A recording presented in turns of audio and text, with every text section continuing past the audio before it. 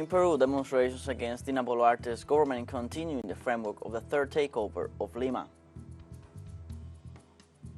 In Spain, the government reports total normality in the first official bulletin on Sunday's general election day. And in Sudan, civilians in the most hard-hit provinces are being targeted by the warring sides. At least 16 civilians were killed in Darfur in the latest clashes. Hello, welcome to From the South. I'm Luis Alberto Matos from the TeleSUR studios in Havana, Cuba. We begin with the news. In Peru, demonstrations against Dina Boluarte's government continue in the framework of the third takeover of Lima. Social unions, student organizations gathered to call for new mobilization throughout the country.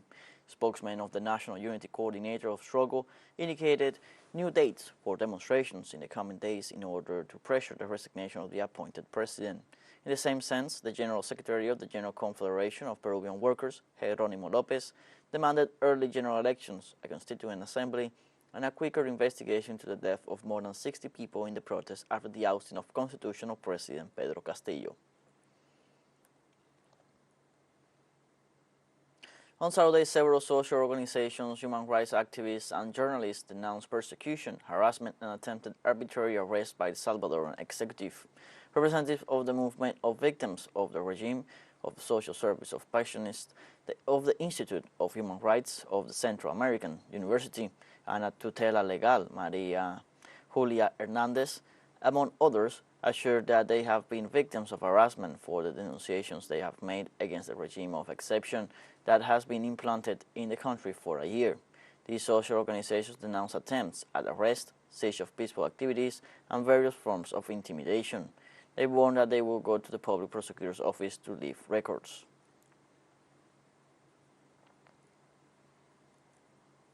Guatemala's Constitutional Court discusses in a special full session the injunction granted by the Supreme Electoral Court to prevent new obstacles to the electoral process. The injunction requested early Friday morning asked the entity to prevent a group of 7 officials from issuing orders that would interrupt the end of the electoral process. It was expected that during this Saturday the highest authority would disclose its verdict. Meanwhile, the national government claimed to be surprised by the court's action and highlighted the security deployment to guarantee order in the process. In Mexico, 11 people died following an arson attack with a Molotov cocktail bomb. A fire at a beer house cantina left 11 victims burned to death after an individual threw a Molotov cocktail bomb at the doors of the bar early Saturday morning. Authorities confirmed that 4 people were injured and were taken to a hospital in Mexico City. The State Attorney General's office is conducting the corresponding investigation.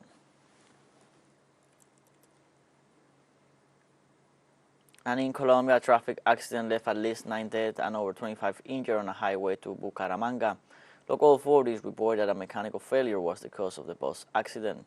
According to the Santander police, the bus rolled down a 200-meter abyss near the municipality of El Playón. Civil Defense reported that a team of volunteers was deployed to attend the emergency.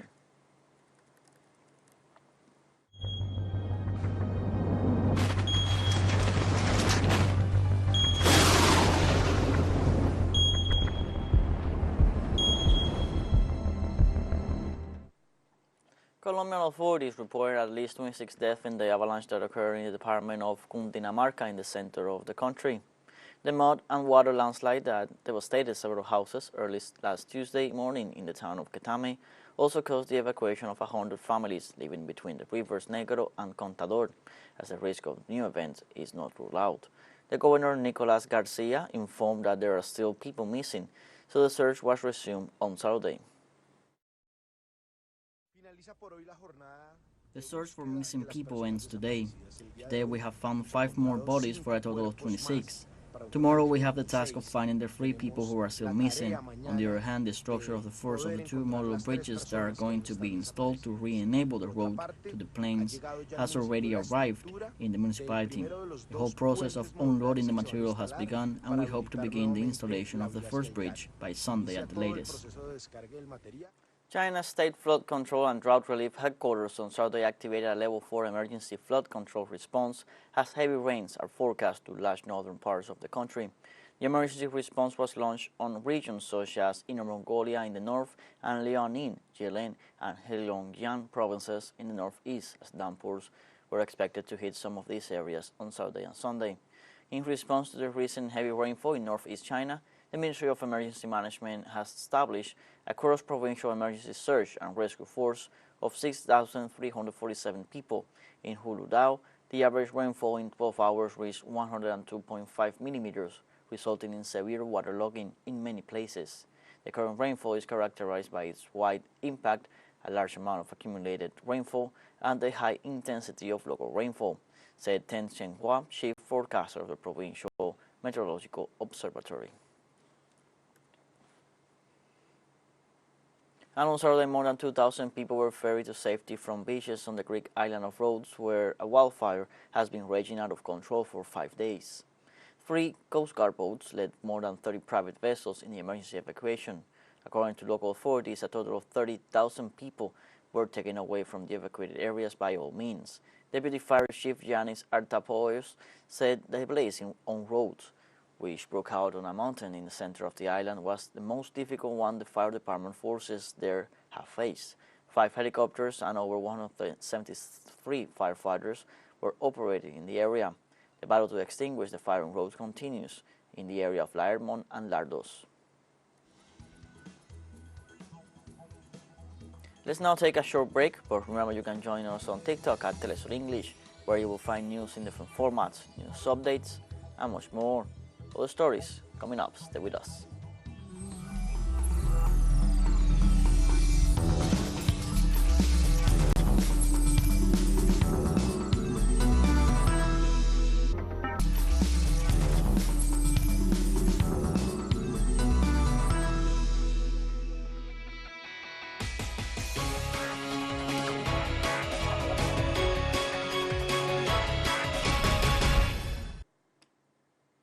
Welcome back from the South. On Sunday, as part of the general elections, the Spanish government has issued the first electoral ballot update after polling stations were declared open. The Secretary of Communication, Frances Valles, and the Undersecretary of the Interior, Isabel Joyce, offered details on the beginning of the day, once 100% of the tables were constituted in all the territories. Total normality confirmed both officials in the more than 22,000 premises that have been enabled throughout Spain. The Undersecretary of Interior reiterated that the 60,314 tables were fully installed and the official page of the Electoral Administration is fully operational. Let's review the key aspects of this Sunday's general elections in Spain. Sunday's election will define the next Prime Minister, as well as 350 members of the Parliament and 208 senators. More than 37 million Spanish citizens are called to the polls to exercise their constitutional right to vote in these elections, whereas more than 2,600 voters requested to vote by mail, and of them, more than 91% cast their ballots. Some 63,214 polling stations and at least 210,000 ballot boxes opened this Sunday from 9 a.m. to 8 p.m. local time for Spanish voters to cast their vote. Among the candidates for the Spanish Prime Minister office are the current head of government, Pedro Sánchez, for the Spanish Socialist Workers' Party, Santiago Abascal for the Vox Party, and Alberto Núñez Feijóo for the Popular Party. In the case of the parliamentary election, the system contemplates closed ballots arrange the party to elect the deputies by blocks, while in the case of Senate, it has open lists in which voters may select up to 3 candidates from the different parties. Sunday's early general elections are held after Pedro Sánchez declared the dissolution of the government on May 29th, following the adverse results of the Socialist Party in the automatic election of the previous day. Let's now review some data regarding Pedro Sanchez as a Prime Minister candidate. Todos y todas a votar el próximo domingo. A votar. Pedro Sanchez is the current Prime Minister of Spain and is running as the candidate of the Socialist Labour Party for these elections. Pedro Sanchez has a degree in economics and was a member of parliament for the constituency of Madrid between 2009 and 2011. He was a councilman in the City Council of Madrid between 2004 and 2009. As for the economy, his party seeks to give continuity to the increase in pensions, protection for the long-term unemployed, and assessment of large wealth. In employment, they foresee a path for full employment to lower structural unemployment to 8% and a job plan against youth unemployment. On the health issue, they seek to reinforce the right to universal, public and quality mental health. And in education, they propose greater investment up to 5% of the gross domestic product for educational centers. Let's see who is the standard bearer of the Popular Party, Alberto Núñez Feijóo.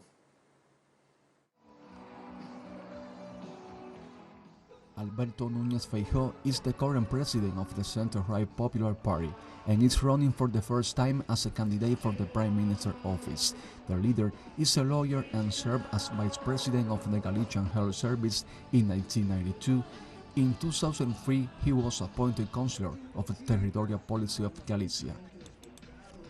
Alberto Núñez Feijóo's party presents 365 measures to govern Spain the next legislature. Among them, for the economic issue, they promise the financing of small and medium-sized enterprises, to carry a comprehensive reform of the active employment policies and the flexibility of the working hours. In addition, his party seeks to implement an immediate tax relief for families by reducing the tax rate. In housing, it foresees a state pact. In energy, it seeks to reach a pact for the expansion of water and dams. And for the family issue, they hope to create a unified social and health card.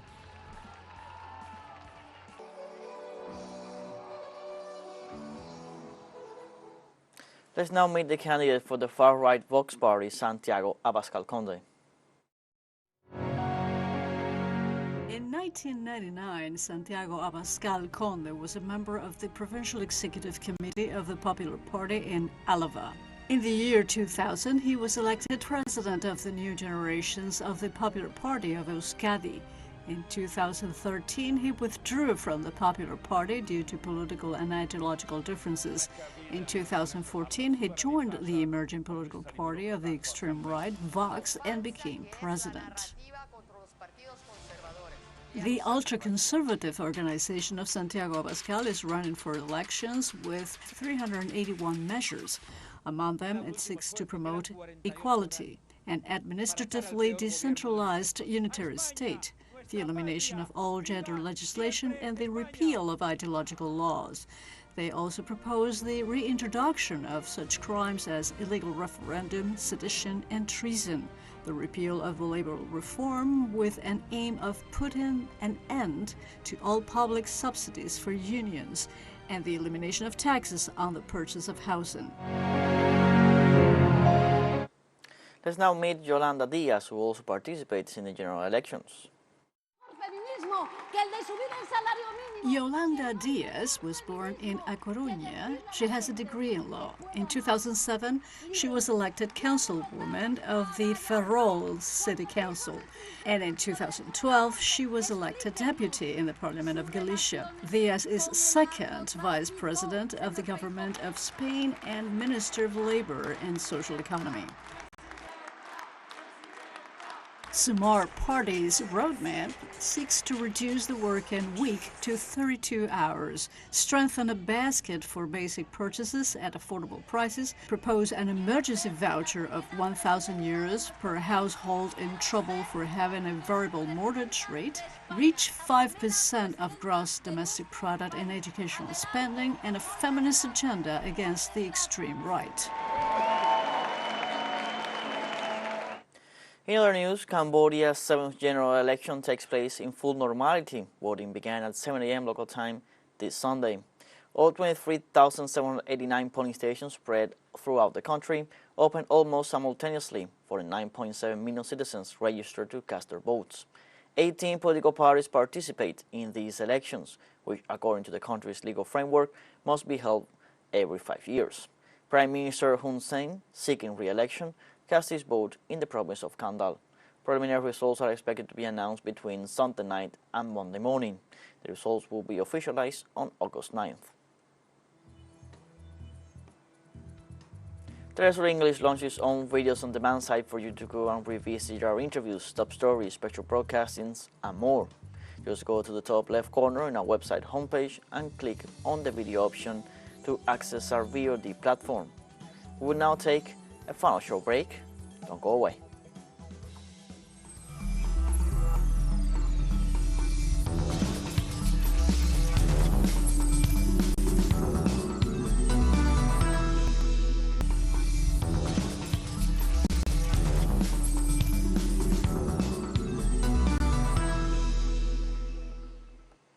Welcome back from the south.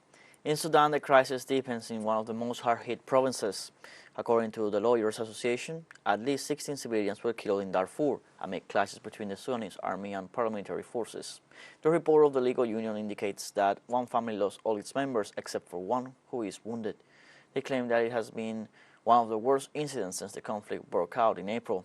Other reliable reports speak of sniper attacks targeting civilians in western Darfur.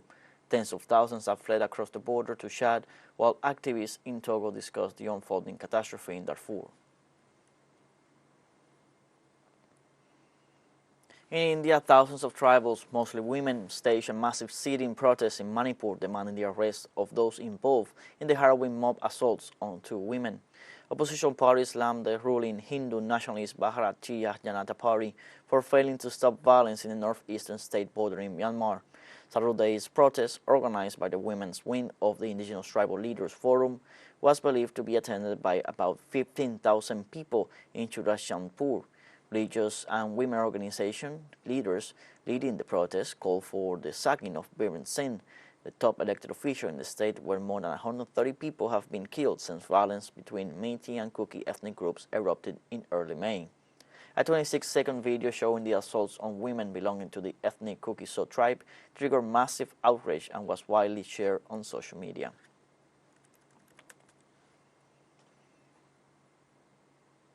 Iraq called for an Islamic summit in Europe to condemn the burning of a Quran and Iraqi flag in front of its embassy in Denmark and similar actions in Sweden. The Ministry of Foreign Affairs announced that they are mobilizing their efforts to hold an Islamic summit due to the recurring insults that have been directed towards the Holy Book.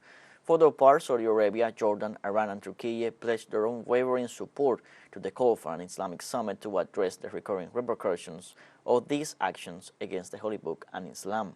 Likewise, Iranian demonstrators gathered in front of the Swedish embassy in Tehran to protest and denounce Sweden's permission for protests desecrating the Quran. Iraqi security forces on Saturday dispersed about 1,000 supporters of Shiite cleric Muqtada Assad, who tried to enter Baghdad's Green Zone, where foreign embassies are located, denouncing the desecration of a Quran in Denmark. The protesters thus reacted to news of a desecration of the Muslim Holy Book for the 3rd time in a month, the first two in Sweden having already sparked diplomatic tensions. On his Facebook page, the far-right group Danske Patrioter posted a video on Friday of a man burning what appeared to be a Quran and trampling an Iraqi flag.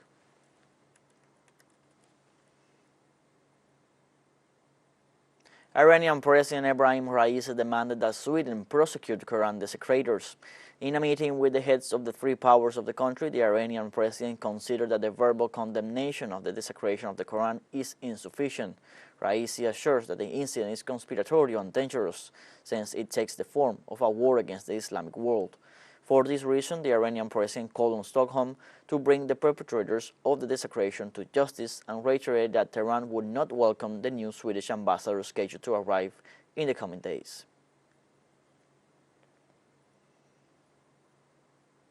On Saturday, tens of thousands of Israelis marched from Tel Aviv to Jerusalem to protest a planned judicial overhaul that would curtail the powers of the Supreme Court.